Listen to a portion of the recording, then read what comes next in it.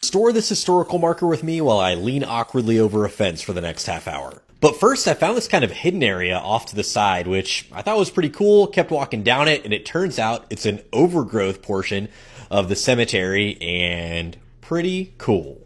You can see that this is the main entrance and main portion of the cemetery, and it is absolutely beautiful. A ton of old markers, including veterans from the Civil War, World War I, World War II, and several others. Here's a really good illustration of how certain stones hold up in these historic cemeteries, with the one being sandstone not looking so great, and the other being granite, which is very hard, so it's looking good. Speaking of looking good, this marker doesn't look so great. There is a ton of paint missing below the letters, so we are going to get started.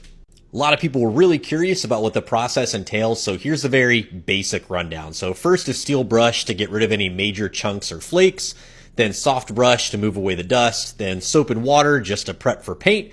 Then I'm going to mask off the sides here, and then I'm going to use a gloss black lacquer. Lacquer sets up really quickly, so I'm not outside literally watching paint dry for too long in the Texas heat. I'm going to remove the masking tape. I'm going to sand off all of that patina using either 100 or 120 grit sandpaper. Anything else is just way too aggressive. Then once I'm done sanding, I'm going to cover it with a UV resistant clear coat to help with the longevity and go from there. So anybody that shows up to this historic cemetery will know that from now on, this is marker number 6169, Huson Cemetery. Alan Daniel and his family came to Texas from Tennessee in 1847. He and his wife Elizabeth were the parents of 8 children. They settled in this area in 1850, and Daniel purchased 480 acres of land in May of 1851. Less than 1 year later, on February 25, 1852, he died and was buried on his land. Alan and Elizabeth Daniel's daughter, Tennessee P. Daniel, was married to D.E. Huson.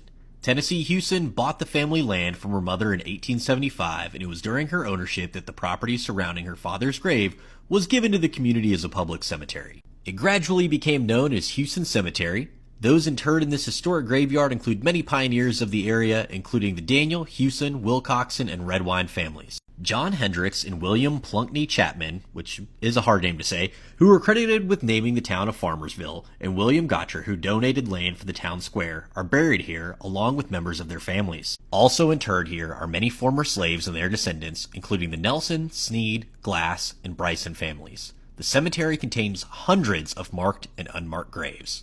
Thank you all so much for watching. If you have a historical marker that you think I should check out, let me know in the comments, and I'll see y'all on the next restoration.